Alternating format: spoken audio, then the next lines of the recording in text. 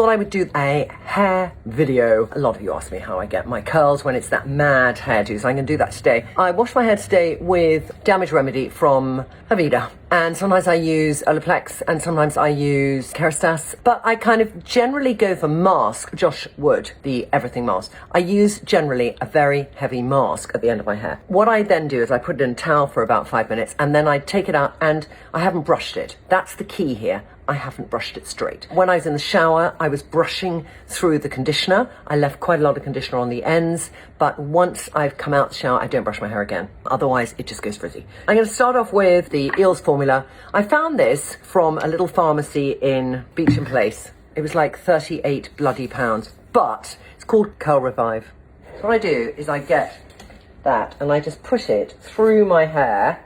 I'm going to put quite a lot on, and I generally will have washed my hair and then walked around for 5 minutes before I do this. So I sort of really coat it, because what I feel this is going to do is not let it go too frizzy and actually allow the curl to just go wink up instead of whoop frizz. Okay, so I'm just going to put some more on the ends. And the joy of this product, unlike so many products I've tried, is that I don't feel it leaves my hair in any way crackly. I put that on, and then I put on, this is like haphazard routine, a bit of the finishing serum, which probably you're meant to put on at the end, but I then read it can be put on wet or dry or damp hair, so I'm piling that on too.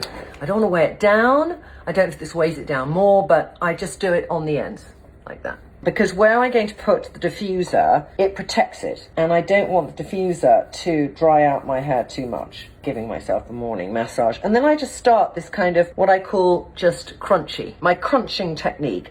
So I'm basically saying to my hair, hey, do you remember once when you were just curly? I know I'm going to get the diffuser. I don't put it on the highest. This is a GHD, by the way. And it's on the mid of everything, mid velocity and mid temperature. And I turn myself upside down and I just take my hair into it like this and leave it there for a little bit. And I could let my hair dry by itself, but this gives more chance for it to get a little bit curlier. So I am building up that texture, and there'll be a stage where it's too high before it gets wide, and that's when I get worried and think, am I doing the right thing? But then it will slowly get more texture here. I don't want to dry it out too much, so I might put a little bit more of the finishing serum on. I just want to keep that hydration, but I'm going to do it really thin in my fingers. Go to those bits. You see the shape developing, and then I've just taken a bit over here because I want to kind of train that bit to do that. It's going to go too high and I got to somehow bring him down. But as long as I get underneath here the fullness, then I'll just do that tonguing and it will then look a little bit more polished. Tiny bit more of this. Head upside down again. See you in a bit. Okay, that's getting there. Now I'm going to let that dry a bit. I'll have my meeting and then we'll show you the tonguing. Okay, so it's bone dry now, so there is that really nice thickness underneath, but the top here is still a little bird's nesty. So I'm going to do a couple of things. I'm going to take the finishing serum. Again, what would I have done without this bloody product? Probably took a bit too much, so I'm just going to do make it like it's like a moisturizer. It's so nice.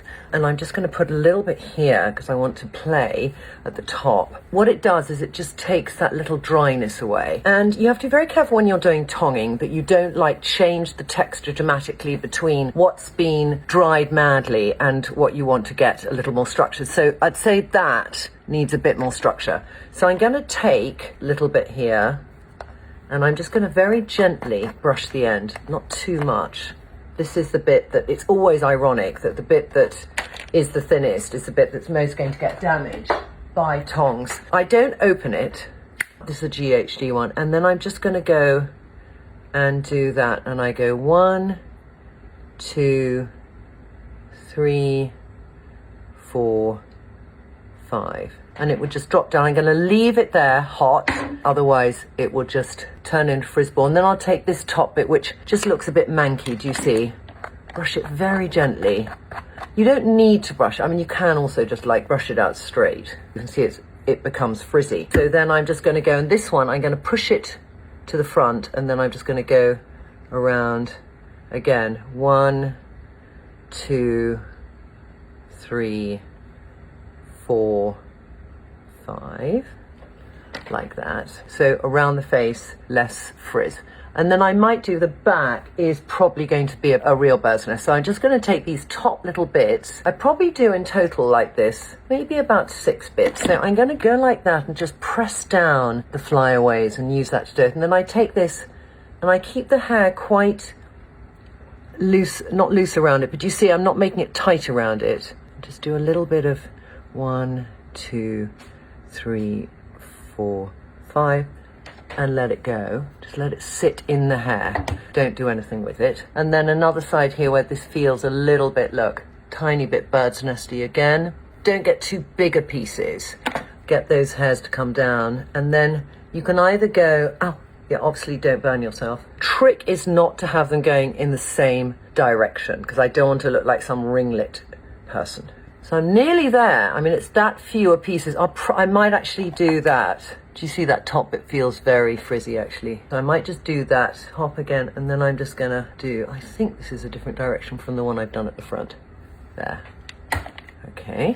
This I'm keeping, and it's amazing how deceptive it will make you think that is much better underneath just by having that little gloss on the top. I might just do that little bit here as well. And I mean, it can be a quickie, it can be like that. And just 1, 2, 3, 4, 5 there. And then I'm going to do the back. And I'm going to just pull that out now because I'm in a rush now. So I'm going to go round there. 1, 2, 3, 4, 5. But you just see how I'm going to draw it out. You see here I've got nice texture there. Might do that bit. That's feeling a little frizzy to me, this bit. Do that in a slightly different direction. Okay. Now I've done that, I mean, if you really want to, this is where it's like you don't know where to stop. And you've got to know where to stop, okay? But I might just think, oh, that bit, let me just do a little tiny, making that more. I'm taking now, I'm not brushing it out much, but I'm taking where the curl is. 1, 2, 3. Like that, do you see? And then I might just do that little frizzy bit there, but I'm just going to not brush it out at all and just take that curl there and just let it out.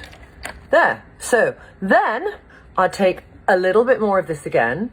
I'm still a bit Charles II, but I'm just going to now do this with my hair. Scrunch it up still. The most important thing is here, you just want to let that curl come out. You don't want it to look like it's totally separate from the rest of your hair. That is a bit out of control, but that's all right because it will settle during the day. And then I just squidge it. You know, you've seen me do this. And you can play with the hairline. You know, it might be you've always had the same hairline. You know, you're going to have that slight raise. Like I've got here, I've got that bit of a raise there. You'll get the texture, and this Curl Reviver is amazing. And my hair, since I've been doing it, just is so much less dry. So, there you have it. Tong, diffuser, Il Formula, curly hair.